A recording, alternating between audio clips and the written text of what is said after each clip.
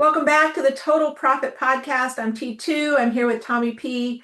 On today's episode, we're going to talk about delegating, things that maybe you don't understand. You can't do that. It's basically the message. You cannot delegate what you don't understand. You are handing off work. If you're handing off work that you don't understand, you don't get to be shocked when it comes back broken.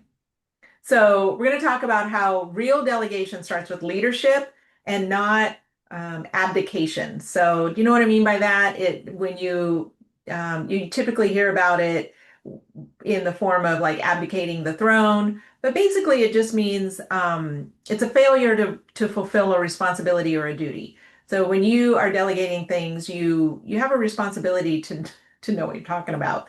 And I love a quote from Einstein. I used to, I'm very type A, and so I tend to overcomplicate things sometimes. And one of the ways that I sort of grew in that was I kept a little sticky note of a quote by Albert Einstein on my computer desk, on my computer screen. And it basically said, if you cannot explain it simply, then you don't understand it well enough. And so, really, just so much wisdom in that for me to grow in my own leadership that way, in that don't make something 72 steps if it only takes three. If you can get it done in three, why wouldn't you do that? So, um, and really, delegation is about growing and developing your people. It's not about getting things off your desk. So let's start with that. Tommy, I want to just kind of dive into what is the difference between delegating and dumping? No, that's really good. And there's there's some humor to what you were saying because it truly is that get it off my plate. And I expect my people to take it and run with it. But delegating is handing it off with context, clarity, support, and an understanding of what the outcome is going to be. So it's having coming into it under control with an expected outcome. Mhm. You know, versus dumping where you offload your problems and you pray for a miracle. Like, I hope they get it right. Well, like you said, the minute you hand that off in that situation, you lost control of the outcome. You get what you get. Yeah. So And if you again, your Einstein reflection is if you can't explain it, you don't know it well enough. So that's awesome. And you can't expect them to execute on it if you have not given it to them with clarity. So that it's a big word, but that abdication, it's not delegation. If your handoff sounds like, hey, can you just take care of this? That's abdication. That's not, and you're setting your team up to fail. You're setting them up to fail. And you don't get to be angry about that because it you got to do a little gut check and look in the mirror about how you delegated something. Why does that delegation fail so often, especially in the trades and in contracting? Why does that fail so often? Oh, it's such a great question, and it's so systematic. Again, that's our theme we've been preaching on for a long time. It's having those processes in place. There's no clear outcome or metric to show success. No definition of done. No training or processes in place. It's just, well, we'll get it close enough, and that's not the way to look at it. Right.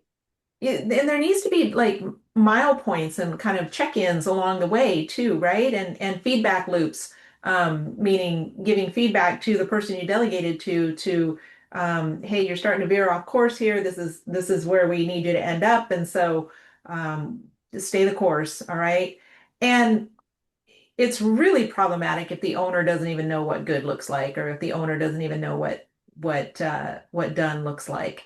So that's a problem. You need to understand something completely before you delegate it anywhere. I know you and I joke about this offline quite a bit, but I have been struggling to learn QuickBooks this year. I've always been in corporate America. I understand corporate finance and so on, but I've never been the hamster on the wheel behind the scenes, kind of creating all of the reports and such. And it has been a challenge for me. But before I hand this off to a bookkeeper or a CPA, I am bound and determined that I am going to plow through it myself because I need to understand it before I give it to somebody else. And maybe you would disagree with me that I'm not buying back my time very well. I will as soon as I get my head around it, but I have to understand it before I delegate it to anybody. Yeah, in buying back your time is relative, right? It has to be the right time, right purpose. We had a customer that was growing and he had jobs going, and in one job in particular, he sent what he thought was his best employee out there with no direction. And this was a complex job. It was a lot of piecework and cutting, and it was like a enormous jigsaw puzzle. And 2 weeks passed, and he finally went out to the job to check in, and it was what he was looking to anticipate was not what he saw, and it was a devastation, and it ended up costing him a considerable amount of money. And I would submit to you that the check-ins need to happen a lot more frequently in the beginning of the process and at the end of the process so that you know that you've got somebody on the right track, and then at the end because it finishes up the way you want it to. As they're grinding in the middle, I think that's the best place to extend some trust and let them do it. So, what do business owners need to know before they delegate something? Yeah, it's really not that complicated. Just the basic structures of the tasks, inputs, outputs, timelines, expectations, and accountabilities. We come back to this word time and time again, that accountability is kind of that end board of the project that we're going to get to, but this is when we need it, and it's very clear that everybody knows what those accountabilities are. I think you also need to know what some of the common pitfalls are going to be, and you need to be skilled enough to be able to anticipate those and how to catch them early so that they don't derail what it is that you're trying to do. And I love the phrase that you coined about, what does done look like? What is the definition of done? So what does that success look like? And conversely, that helps you kind of define what does failure feel like as well, right? So define the outcome, give them the tools, the training, and the timeline. Review early, review often, and then pull back as they prove their competence to you. I think primarily in that middle section is going to be the best time to be able to do that. Um, Right. so speaking of those check-ins and having a good sense of when to pull back, how can you delegate effectively without becoming a micromanager? A lot of it is communication, kind of taglines that says, here's the goal, not here's how I would do it. It's leading your employee down the path of how you want them to create it, but putting it in terms of direction and guidance, not dictatorship. Right. And those checkpoints can very easily become chokeholds if you're not careful. So make Exactly. sure that it's just a check-in, providing some guidance, and that your intention really is to give your employee ownership of the outcome, not just the task, but of the outcome, right? Um, okay, so with that, I mean, let's talk about the long-term payoff. What's the benefit to the business owner of doing this the right way? Well, you think of it as, let's say you're going to do a workout, and if you put in the plan to work out strategically. You track your repetitions, you're building strength. And by doing this with your employees, you're building strength and confidence in them. And you're actually in training to do a better job down the road. So it's how you think of this instead of just a job. This is a step in the right direction that's going to give them those steps of freedom and guidance and expectations to know what you want as an outcome. Mhm.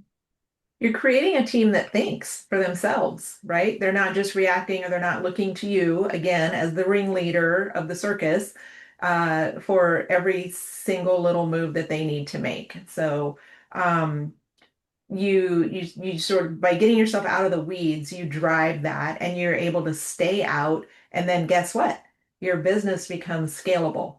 So you can start to grow when you've got good help in place and processes in place that work so that if something happens to that good help, you can duplicate it and replicate it very easily.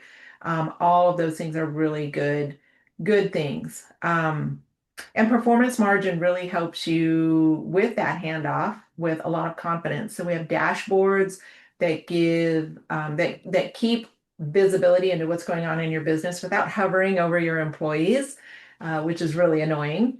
You can track the results of your organization so that delegation becomes very data driven, as it should be. And then you can spend more time leading and less time fixing. So again, kind of getting ahead of that speeding train and pulling the train forward. So your challenge for the week is to pick one area that you have been avoiding or that you've been offloading in blindly. Pick one area that you've been avoiding or offloading blindly and learn enough about it to lead it. And then delegate it after that with a real outcome and a very clear follow-up. So let me just recap. Pick one area that you've been avoiding or offloading blindly. Learn enough about it that you can lead it, and then delegate it with a real outcome in mind and a clear follow-up. And we talk about these things only because we've been there. So Yeah. always remember we're in this together and take her cool. Don't get too excited. It's all under control. And it's going to be fine.